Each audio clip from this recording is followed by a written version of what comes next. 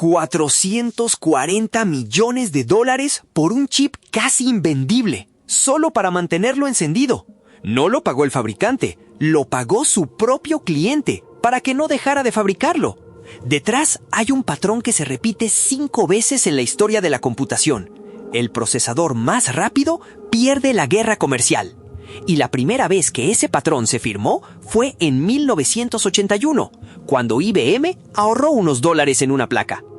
5 autopsias de silicio entre 1981 y 2021.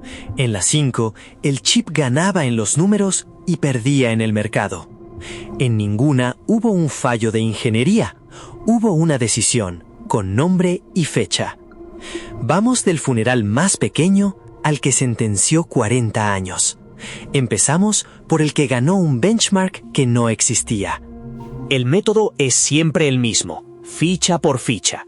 Primero el dato duro que prueba que el chip era superior. Números, mediciones, fechas. Después, la decisión humana que lo mató, con nombre y firma. Y solo entonces, la línea de patrón. 5 fichas idénticas en la forma. 5 cadáveres distintos sobre la mesa. Abrimos por el más pequeño de todos, el que casi nadie recuerda, y el único que perdió por llegar demasiado pronto. Ficha número 1. Transmeta, año 2000. Presenta el Crusoe, un chip que gasta menos de 3 vatios, cuando todavía nadie mide los vatios. Por dentro no es un procesador x86, es un chip simple con software que traduce las instrucciones al vuelo. En el equipo que escribió esa capa estaba Linus Torvalds, el creador de Linux. No lo diseñó él, pero ahí estaba. Y el truco funcionaba. El Crusoe consumía como máximo 2,9 vatios, incluyendo el chip de apoyo. Un Pentium 3 móvil partía de 5 vatios, y su chipset sumaba 2 o 3 más. En velocidad bruta perdía, y no poco. A 700 MHz rendía como un Pentium 3 a 500. Transmeta ganaba un benchmark que la industria todavía no puntuaba, el de los vatios. Faltaban 5 años para que ese fuera el único número que importara en un portátil. El 7 de noviembre de 2000, Transmeta sale a bolsa y capta $273 millones. Fue la última gran salida tecnológica antes de Google. Entre sus inversores figuraban Paul Allen, cofundador de Microsoft, y George Soros. Y aún así, perdió. Intel no respondió con un chip mejor, respondió con una marca. En 2003 lanzó Centrino, procesador, chipset y Wi-Fi en un solo paquete. Los fabricantes de portátiles compraron la campaña entera. Transmeta recortó el 40% de su plantilla en 2002. En mayo de 2005 vendió la línea Crusoe a una empresa de Hong Kong por $15 millones. No fue un fallo técnico, fue una decisión de compras tomada por gente que prefería la marca conocida. El segundo caso no perdió por lento. Era el procesador más rápido del planeta. El segundo caso lleva el nombre de una letra griega, Alpha, de Digital Equipment Corporation. En enero de 1995 llega el Alpha 2164. Marca 335 puntos en el test de enteros de la época y en coma flotante vuela todavía más alto. Ningún microprocesador comercial se acercaba en ninguno de los dos terrenos. Era una arquitectura de 64 bits real, diseñada desde cero. Digital había apostado por el chip más rápido posible, sin concesiones ni compatibilidad heredada. Los centros de cálculo lo sabían. Alpha era la máquina a batir en clima, física y simulación. Conviene no exagerar, porque el mito también corre. Ese liderato absoluto duró meses. En noviembre de ese año, el Pentium Pro lo superó en enteros. En coma flotante, el terreno de la ciencia, Alpha siguió mandando durante años. Digital tenía el mejor motor del mercado. Lo que no tenía era una empresa capaz de sostenerlo. Digital nunca supo vender lo que sabía construir. En 1998, Compaq la compró y heredó el Alpha. 3 años después hizo cuentas. Mantener una línea de silicio propia costaba mucho. Intel prometía que Itanium sería el futuro de los servidores. El 25 de junio de 2001, Compaq anunció el final de Alpha. Lo firmó Michael Capellas, su director ejecutivo. Canceló el sucesor, que ya estaba en desarrollo, y vendió la propiedad intelectual de Alpha a Intel, el fabricante del chip que iba a reemplazarlo. Los ingenieros que lo habían diseñado terminaron trabajando para Intel. El proyecto más rápido del planeta se archivó en una diapositiva. Nadie devolvió nada y todo fue perfectamente legal. No fue un fallo técnico, fue una decisión de balance. El tercero perdió con Apple entera detrás. El tercero es el único que tenía razón y además tenía marketing. En 1991, Apple, IBM y Motorola firmaron una alianza para romper el dominio de Intel. El resultado fue PowerPC. Durante años, Apple lo vendió con un argumento simple: menos megahercios, más trabajo por ciclo. Lo llamaron el mito del megahercio, y no era humo. En tareas de imagen y video, los Mac aguantaban el tipo con la mitad de frecuencia.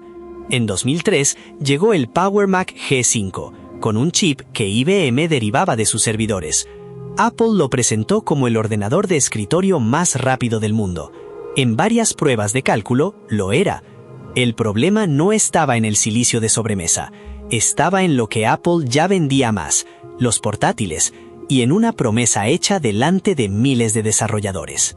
El 23 de junio de 2003, Steve Jobs subió al escenario de la conferencia de desarrolladores y puso fecha. El G5 llegaría a 3 GHz en 12 meses. La sala aplaudió. 12 meses después, Apple no tenía 3 GHz, tenía 2,5, y Jobs tuvo que disculparse en el mismo escenario. 2 años más tarde, el techo del G5 seguía en 2,7. No era falta de ganas ni de dinero. El chip de IBM disipaba demasiado calor y consumía demasiado. Apple llegó a refrigerar por líquido un ordenador de escritorio doméstico, y la hoja de ruta que le hacía falta no era la del sobremesa, era la de los portátiles, y ahí la alianza no tenía nada que ofrecer. El PowerBook G5 nunca existió, ni un solo modelo a la venta. El 6 de junio de 2005, Apple anunció que se pasaba a Intel. No porque el G5 fuera lento, porque no cabía en un portátil.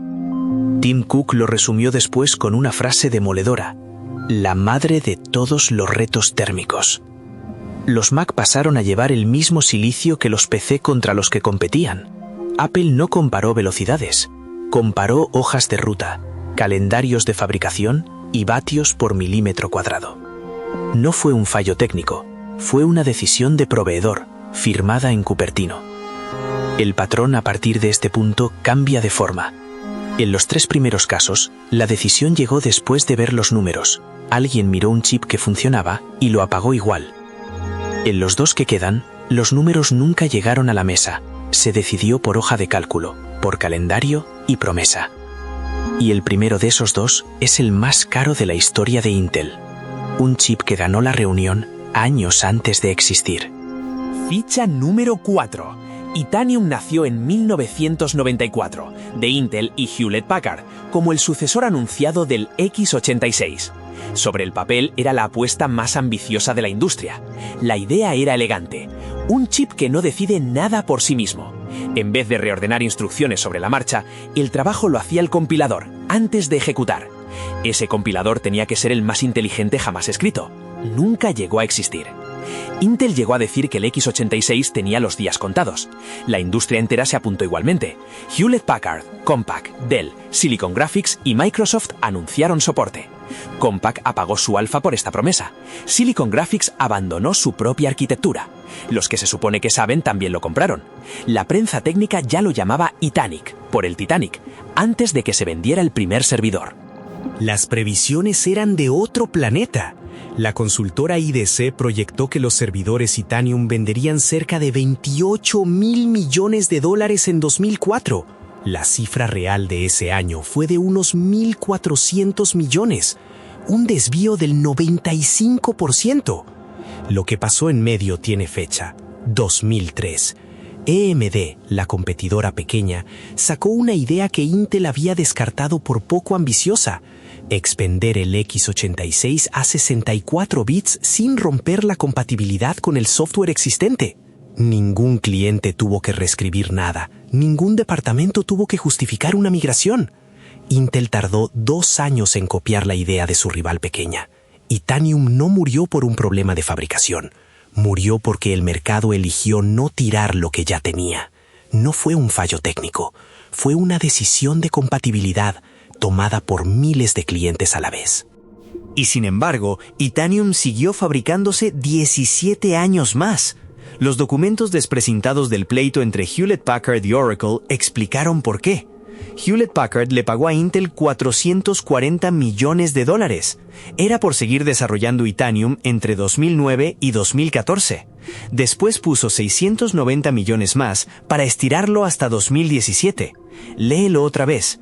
Un cliente pagando a su proveedor para que no deje de fabricar un producto que ya casi nadie compraba.